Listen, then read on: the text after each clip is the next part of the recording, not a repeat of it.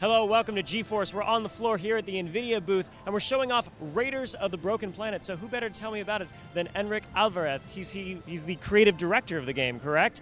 So what is the story that drives Raiders of the Broken Planet? The story is about a civilization that finds an incredible energy in the core of its planet. That energy is called Aleph. Things don't go very well, and they break the planet in their attempt to get the source of that energy. Whoops. Yeah, they screwed up. One day, the information about the Aleph gets to the human race, and they mount an expedition to get this Aleph. But once they're there, they realize how powerful this energy are, and the different factions the army is composed, they split between themselves, and they start fighting between themselves. So you are Herrick. You are a local that has enough with that and wants to expel humans back forever. The problem is that their race are very, very peaceful people, and the only people he can rely on are humans themselves. So he is going to recruit some unhappy humans and form a ragtag of mercenaries, outlaws, kind of a Magnificent Seven in space. That was one of the starting points story-wise. We wanted to do a Western in space. And this is exactly what Raiders of the Broken Planet is. So you said you want to maintain control of it. Part of that is having your own engine, but also, you know, in that vein, the gameplay of this is unlike a lot of other games. As I understand it, it's going to be a 4 versus 1 game, right? Yeah. How do you build and balance a game like that? Well, I think that the key to understand the game is thinking that it's mission-based thing.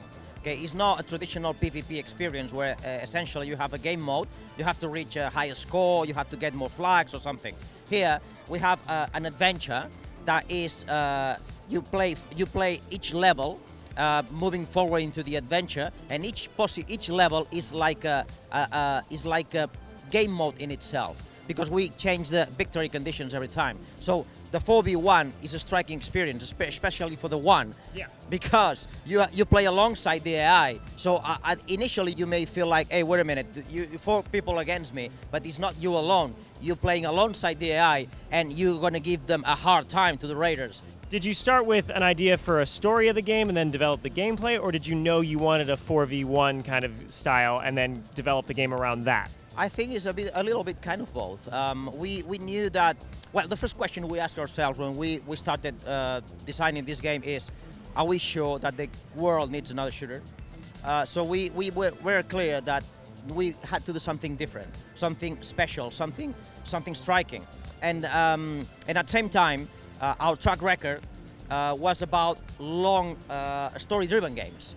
We want to keep doing things this way. So for us, there was a happy middle thinking Raiders still being a mission-based, story, narrative-driven game, but at the same time, the same mission you can play solo or you can play co-op.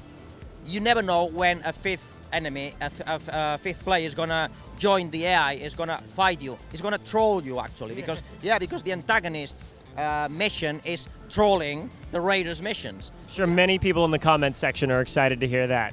Yeah. On the other side of that, it's fun to ruin a troll's efforts to mess with you. That's always fun to quash too. Oh yeah, I mean the best strategy for the Raiders is that 2 people takes care of the troll and 2 people takes care of the mission. So this way, you always have the troll busy, and you don't forget about the mission. Thank you so much for telling us about Raiders of the Broken Planet. I really appreciate it. Thank you guys for watching GeForce. Tons more coverage coming at you from E3, so stay tuned. Lots more games here on GeForce.